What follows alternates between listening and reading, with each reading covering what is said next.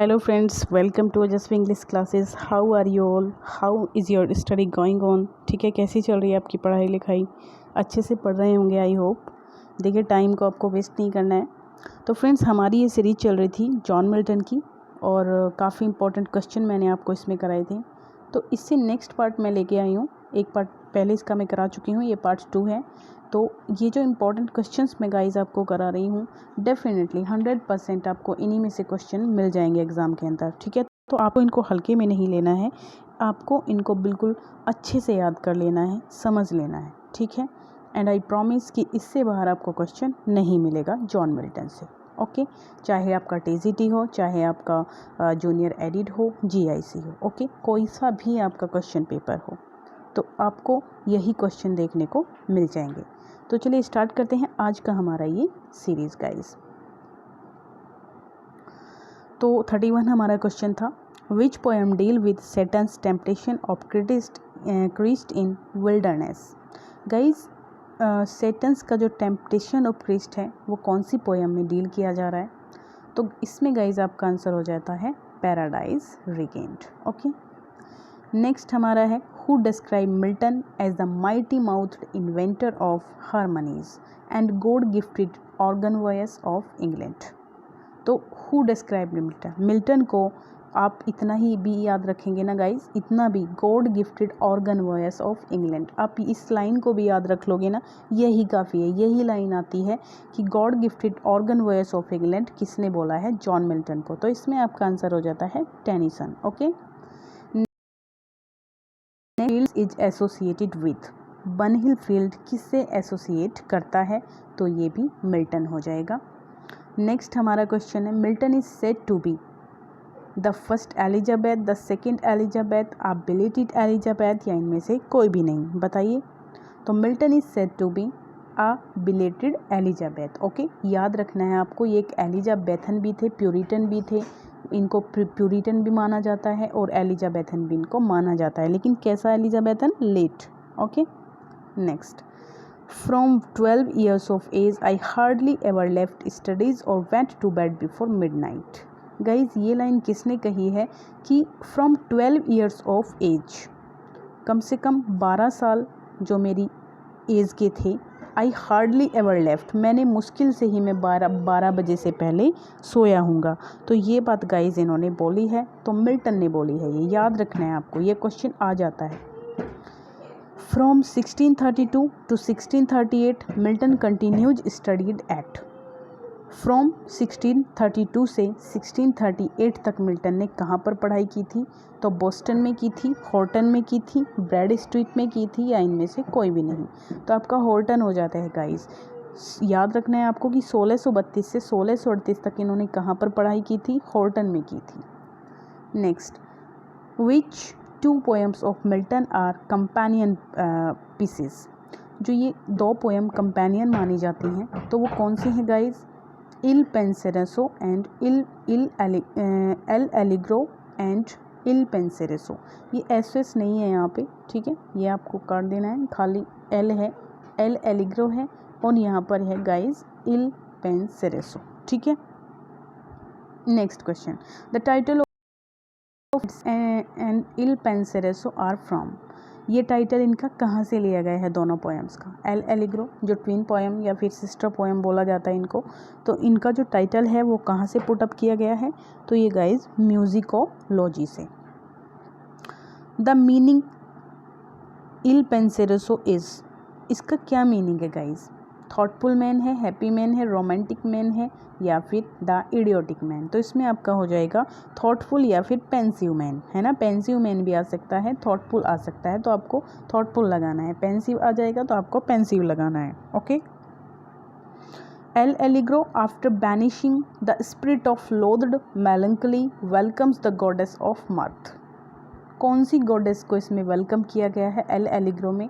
After banishing the spirit of loathed, तो इसमें है गाइज यूफ्रोसाइन. ठीक है, क्या है? Euphrosyne. Il Penseroso after banishing deluding joy is welcome to the goddess. अगर गॉडेस की बात करें तो मैंने अभी आपको लास्ट क्वेश्चन में अगर एल एलिग्रो में गॉडेस की बात करता है कि कौन सी देवी को यहाँ पे वेलकम किया गया है, तो यूफ्रोसाइन को किया गया है गाइज। और नेक्स्ट अगर यहाँ पे पेनसेरेसो की बात की जाए तो इसमें मेलंकली, ठीक है। Next, in Paradise Lost book first Saturn is compared to, Paradise book first में सैटर्न को किसी सैटर्न की तुलना की गई है, किसके बराबर उसको माना गया है, तो लेवियाथन उसको कहा गया है। बहुत इंपॉर्टेंट क्वेश्चन है। Saturn can seduce man but on himself he will have, Saturn केवल आदमी को सीड्यूस कर सकता है, man but on himself he will have, ठीक है। तो treble confusion, wrath and vengeance, okay.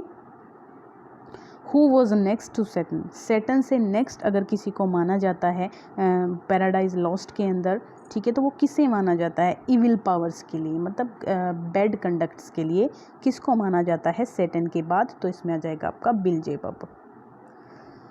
मोलोच is the horrid king besmeared with blood of, ये जो मोलोच था ये एक हॉरिड किंग था, बेस्मेयर्ड विद ब्लड ऑफ, किसका ब्लड था, ह्यूमन सेक्रीफाइस, ठीक है, क्या याद रखना है आपको, human sacrifice. Whose would allured the Syrian damsels to lament his fate, whose would allured, किसको अलर्ट किया गया होगा, the siren damsels to lament his fate, lament होता है दुख प्रकट करना अपने फेट के ऊपर, तो इसमें guys Thammuz, okay, Thammuz. Who came in last in the line of fallen angels? Who came last? सबसे लास्ट में कौन आता है fallen angel की लाइन में, तो ये आ जाता है आपका बेलियाल, ठीक है। fallen जो एंजल है पैराडाइज लॉस्ट के अंदर, तो उनमें जो है सबसे लास्ट में जो आता है वो है guys बेलियाल। He is associated with lust and violence. He reigns in courts and palaces. Who is he? वो कौन है जो लस्ट और वायोलेंस से एसोसिएट करता है। He reigns in courts, वो कोर्ट्स में और पैलेसेस में निवास करता है या फिर राज करता है, तो ये कौन है, बेलियाल है, ओके।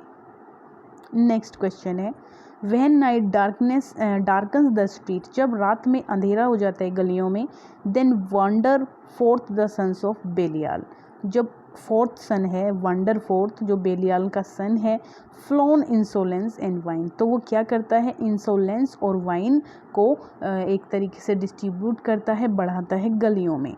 तो where do this line appear, ये लाइन कहाँ पर है, ये लाइन है अपने पैराडाइज लॉस्ट के अंदर। Why do the hospitable door in Gibeah expose a matron, ठीक है, मेट्रोन को क्यों एक्सपोज करता है गिबिया, ठीक है, एक हॉस्पिटलाइज डोर में, क्या क्यों करता है, तो वो अवॉइड करने के लिए वर्स रेप, ठीक है, वर्स रेप अवॉइड करने के लिए।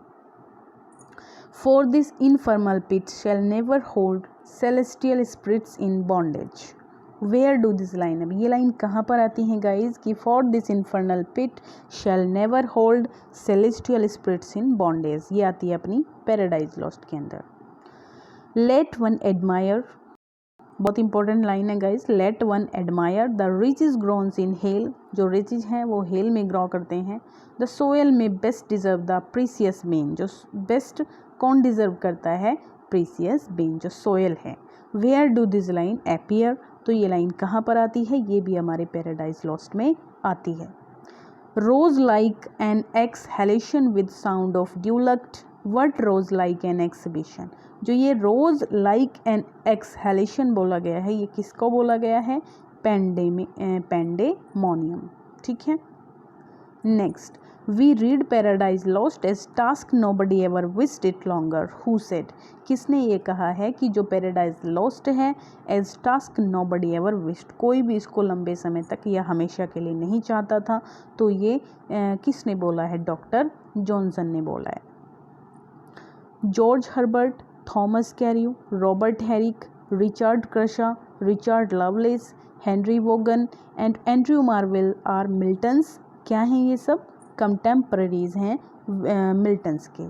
तो कभी कभी आ जाता है ऐसे कौन सा राइटर या पोएट जो भी है वो मिल्टन का कंटेम्पररी है, तो अब कैसे कौन कौन है गाइज, जॉर्ज हर्बर्ट है, थॉमस कैरियो है, Robert Herrick, Richard Crashaw, Richard Lovelace, Henry Vaughan and Andrew Marvell. ये सभी कौन हैं? ये मिल्टन्स के कंटेम्प्रेरीज हैं। तो ये थे हमारे 55 तक के क्वेश्चंस गाइज। नेक्स्ट क्वेश्चन जल्दी ही लेके आती हूँ आपके लिए, है ना। तो तब तक के लिए आप इनको अच्छे से तैयार कर लीजिए। Okay, thank you so much, bye bye, take care, पढ़ते रहिए और लाइक ज़रूर कर दिया कीजिए वीडियो को। Thank you.